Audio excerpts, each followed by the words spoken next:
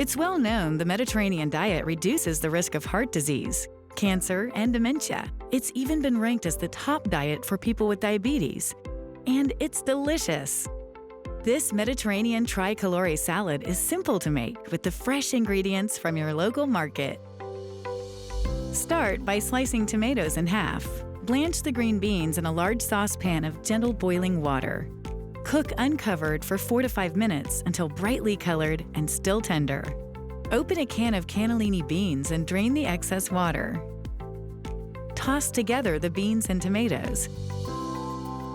Add a few pitted Kalamata olives for color and briny flavor. Lightly drizzle extra virgin olive oil over the salad for a healthful dressing. Add roughly chopped basil leaves and toss together again. Finish by sprinkling a pinch of sea salt, and you're on your way to healthy living.